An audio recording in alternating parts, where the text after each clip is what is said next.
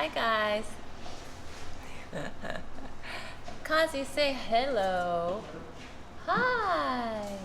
Thank you for joining. We're gonna make something super fun. I've been very excited about this. Somebody suggested that we make this, so we are taking that suggestion and making a wreath today. So Cosmo's gonna do a little reveal. Cosmo, ready? Ooh. He's gonna come out of this ring. Thank you, Cosmo. We're actually gonna make a wreath with all live materials. So you can make a wreath in many different ways, but we're gonna be using the seasonal foliage and things that we have right at our fingertips nowadays. So right now, oh, I love you too, Maeve. I can't wait to see you later. Maeve's my daughter. She's 4 years old. Okay, so we're using spiral eucalyptus. We're using this gorgeous, gorgeous seeded eucalyptus. Look at the seeds on this eucalyptus. It's amazing. Eucalyptus called silver dollar. A fern variety.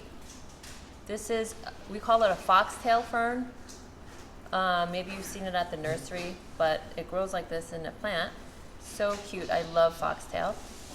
I think they call it asparagus Meyer. My ever so favorite privet.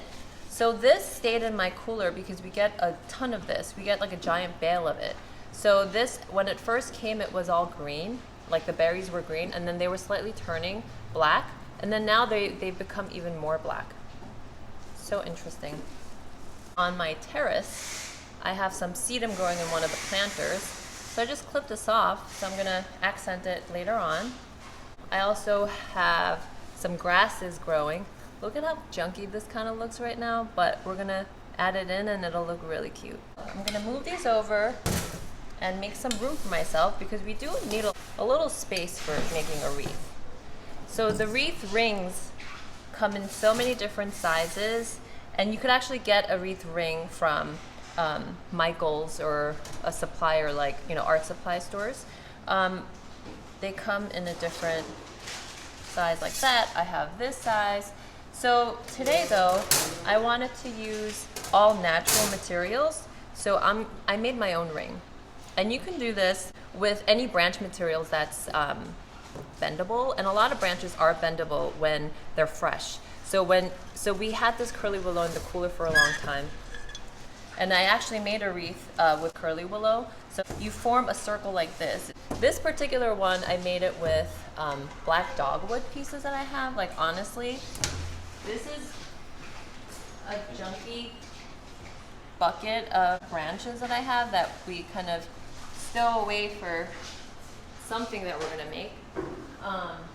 And there's water in there which maintained the water in the branch. If you leave it out and it dries, it'll get stiff. But because we left it in a bucket of water, it was still bendable, which allowed me to make this.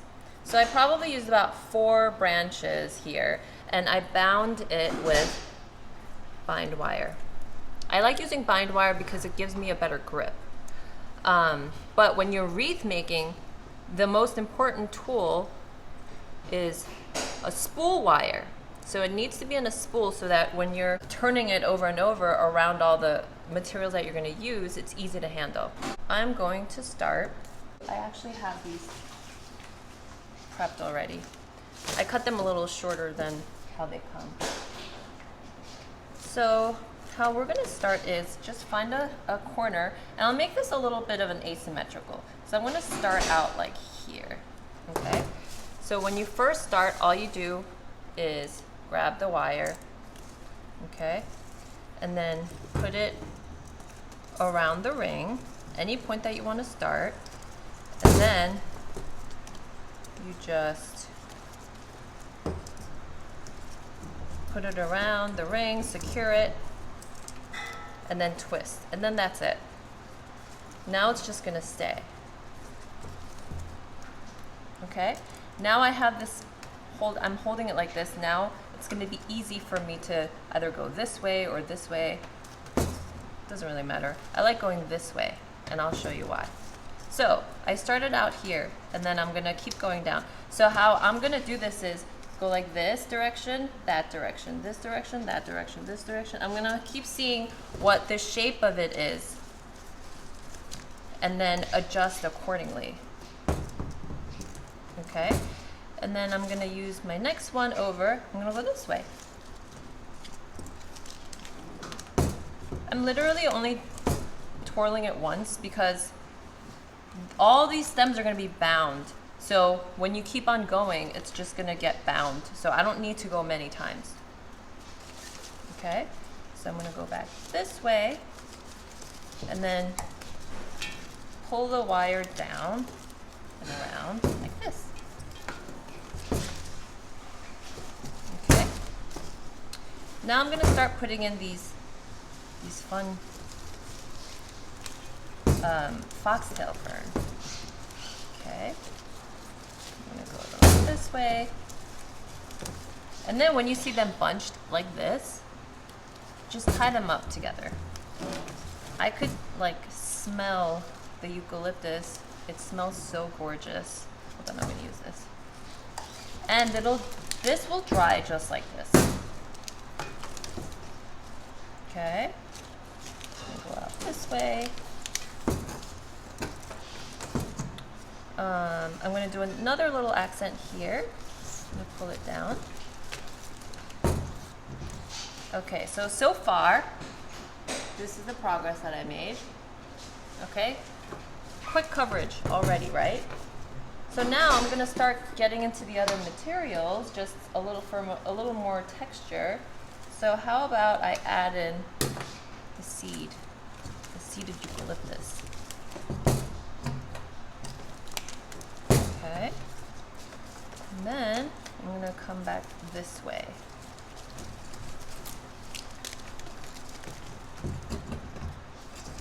And I'm going to add in all of my cut up privet. So the privet I prepped by, this is the privet, it has all of these shoots up top. So I just clip them off. And I'll show you how I like to, like that. And I'll leave the top and I'll make it into like a larger, chunkier piece, and I'll put that in. Okay, so let me see. Okay, and then I'm gonna grab the smaller pieces like this, maybe like 2 at a time. And then I'm gonna do the same thing, like place it here, here, here, here, here, here, like that. Okay. And then keep going. I'm gonna go back to this fern. Let me go out this way. And then add another eucalyptus here this way.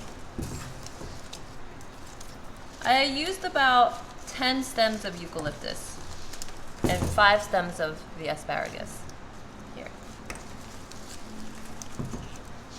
Okay, my final eucalyptus, I'll make it spray out like that. So now I'm gonna add a little bit more of these. Okay, so to kind of blend in with the black privet berries.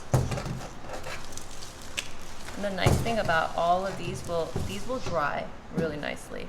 And then just to add a little more interesting texture of the eucalyptus, I'm putting in the silver dollar. Doesn't require even too much. Just a little bit is okay. A little goes a long way. Okay, now go back to my privet. Okay. And then what I'll get into later after I complete the whole circle is, because now you have wire going all the way down and there's a lot of opportunity for you to plug things in, you can just do that.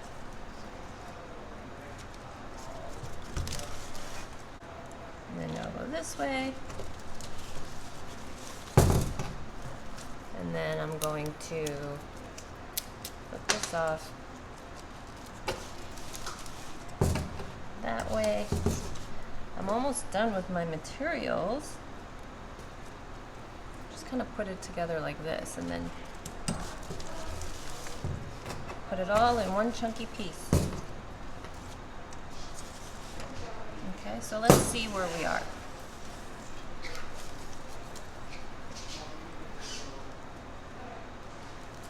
Okay. I mean, I could keep going, or I could just have that negative space over there too, because I like how the black dogwood looks. But how about we, look, this is one of my favorite things too. It's the Italian ruscus. So we can sort of cheat to kind of cover this too, you guys. I'm gonna put it over the rest of this and just kind of twirl it in like that, just to kind of quickly end it. And I didn't bring my wire cutter, and I'm terrible with my shears. This is my bad shears, what I cut a lot of wires with. But you can, you know, emergency, you can use this like at the end of the scissor, you can cut a wire with it, but don't do too much of that. So to bind it at the end, oh, you love the negative space, so I'll leave it. All right. To bind it at the end, I'm going to cut the wire, and then the second to last loop that I made when I was binding, just go around it. Go around and round. Doesn't even have to be a lot. And then you kind of just tuck it into the leaves. And then it just gets lost, and then you're good. So from here, what I'm gonna do is, let's see how I'm gonna actually put it like on your door.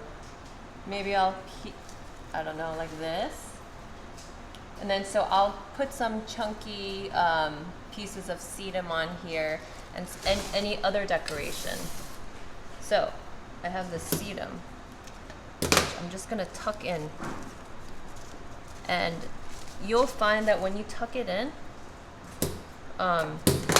it's actually hard to take out, so you're good. They're pretty secure. And again, of course, you can use this. It's the same concept. And actually, this will be easy because it's so stiff that it maintains the structure. If you really wanted to use all natural material like I'm doing, the best advice I can give you is to create the round shape and then leave it to dry. So if you leave that to dry, it'll dry just like that, and it'll become stiff. So the reason why I also am able to do this with natural material without it drying completely, because I just made this a little while ago, is because this is a pretty light wreath.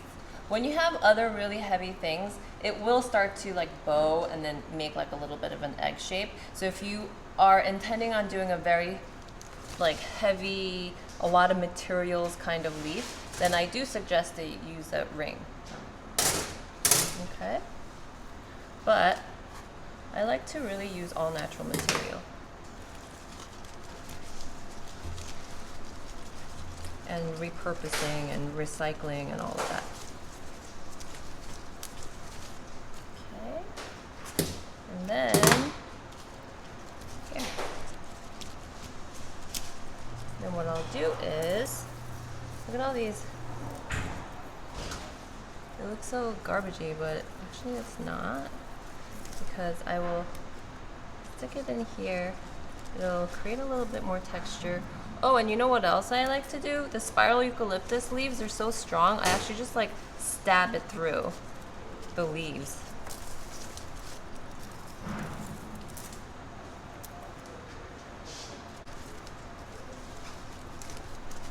So, I mean, we can use a single or, you know, minimal materials, ingredients, and it'll still look really cute. But why not? Just look in your backyard, even on your terrace, you know, little planters and see what you can scrummage around, and just using the basic principles, and you can make something totally cute for your house. It's great to do it with your kids, and it's the perfect season for it. Okay, so this is a really simple wreath that we made today. Maybe if I make it again, maybe I'd want to use more of the spiral eucalyptus. Actually, I made a different version of it a little while ago right here. So for this one, similar, but I tucked in these like tinted asparagus fern that we have, you know, because they stay just like this. That. And if I were to hang this, you can just use your wire to go, you know, go around one of these branch pieces that you have, and then just command hook it. It'll stay. Okay, and this particular one was made with the curly willow. So you can see there's curly willow behind here. And again, the materials are very light, which is why even the curly willow was very malleable. It was able to maintain the shape of the roundness without anything heavy weighing it down.